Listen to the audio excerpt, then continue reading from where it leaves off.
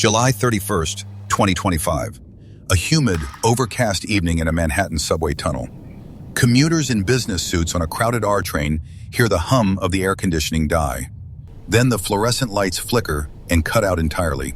There is a moment of total silence between stations, somewhere deep under the East River. Passengers reach into their pockets for their smartphones, casting small, erratic beams of light against the rusted iron beams and damp concrete walls. High above, on the surface, the news cycle is already beginning to churn. A CBS News chyron flashes across television screens, second time in a week. The world's most famous transit system has lost its primary power source twice in a single 7-day period. The Metropolitan Transportation Authority, or MTA, operates with a staggering $19 billion annual budget. It is an infrastructure juggernaut that monitors every inch of track from a state-of-the-art consolidated control center. This command room was designed to provide a seamless urban mobility network for millions of daily riders. But tonight, that multi-billion-dollar network is nothing more than an immovable, pitch-black cage. Media speculation immediately pivots to the most dramatic possibilities: a coordinated digital siege or state-sponsored sabotage of the municipal grid. Security experts appear on air to discuss the vulnerability of the American power grid to foreign hackers. But New York isn't the only place where the high-tech facade of the modern world is starting to peel. In Pierre, South Dakota, a 2-day total government blackout has just paralyzed every state service. Alaska Airlines is recording its third Tier 1 IT failure within a single 90-day season.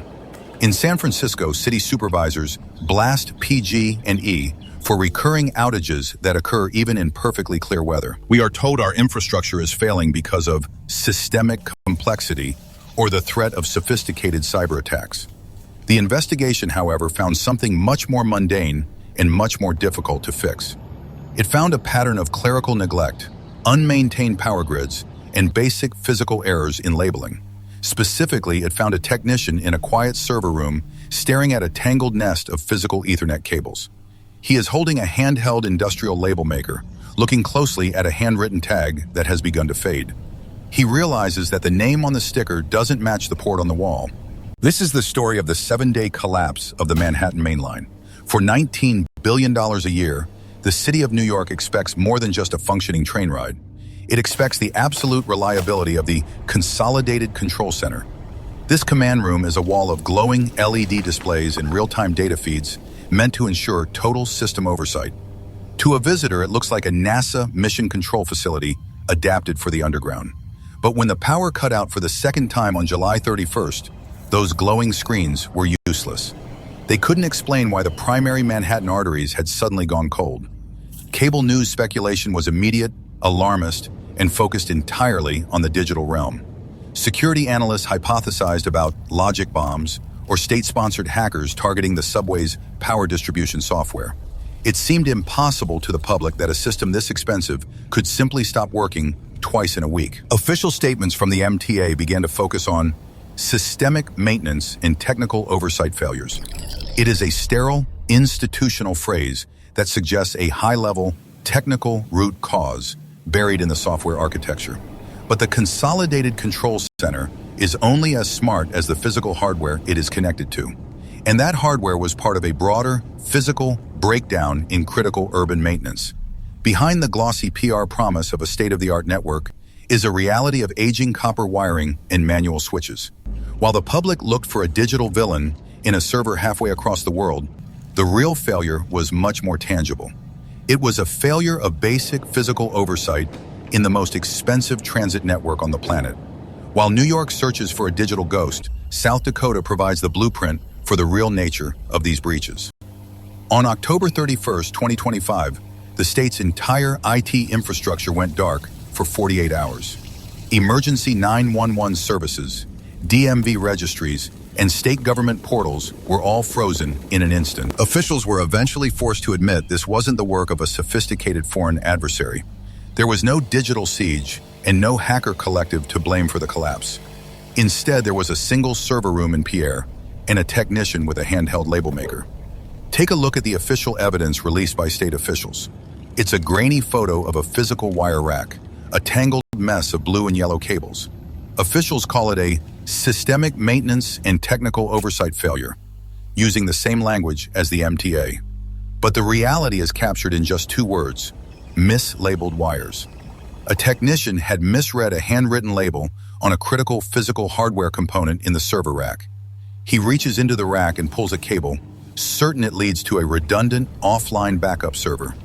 In reality, that cable led to the primary statewide server that controlled every government function. This is the moment the high-tech narrative of the 21st century collapses into something far more embarrassing.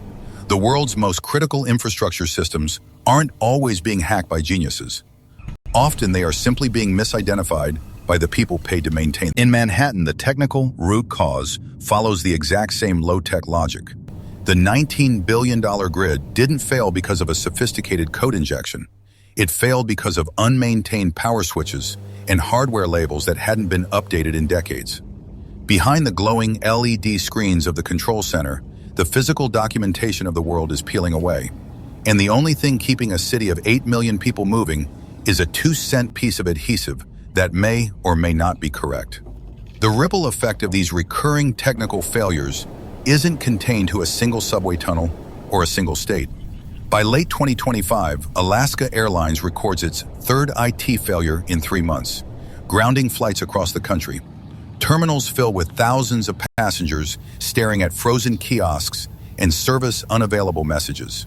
Their travel plans are dismantled by a combination of a global Microsoft outage and internal systemic oversight.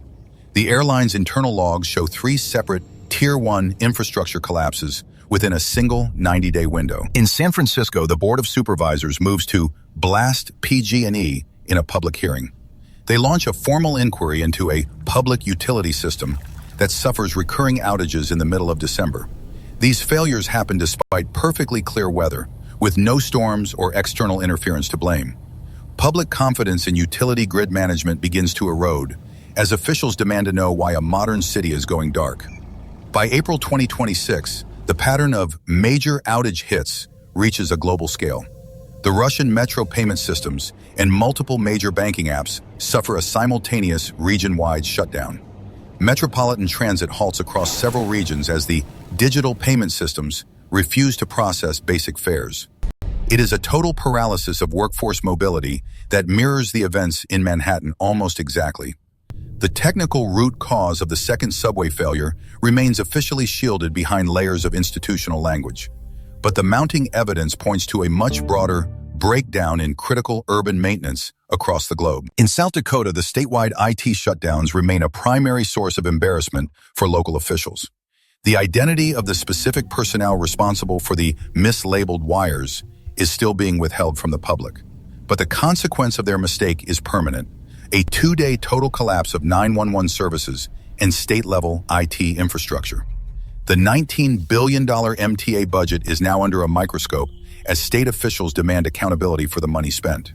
They are forced to reconcile the glossy PR of their consolidated control center with the dark reality of a stalled R train. There is no sophisticated hacker to blame for the fact that a power failure struck twice in 1 week. There is only a system that has outgrown its own physical documentation and basic maintenance schedules. The high by a simple inability to keep track of its own. The Metropolitan Transportation Authority has yet to release a full, transparent, technical breakdown of the July 31st failure. Instead, they have simply announced an increase in the frequency of physical equipment audits. In Pierre, South Dakota, the technician responsible for the statewide blackout remains anonymous and on the state payroll. Alaska Airlines hasn't commented on their recurring IT failures since the final collapse in late October. They have quietly phased out the seamless travel branding from their digital kiosks and mobile applications. In San Francisco, PG&E officials have yet to provide a satisfactory response to the Board of Supervisors' latest inquiry. The utility grid remains exactly as it was before the outages, waiting for the next seasonal shift. Global banking apps have returned to normal operation, but the aging hardware beneath them remains unchanged. It is a civilization built entirely on trust in the accuracy of a handwritten label. A technician walks into a darkened relay room deep beneath 42nd Street in Manhattan. He carries a handheld industrial label maker and a fresh roll of adhesive tape. He finds a critical power switch with a handwritten paper tag that has finally begun to peel and curl. He types 5 simple letters into the device. P-O-W-E-R.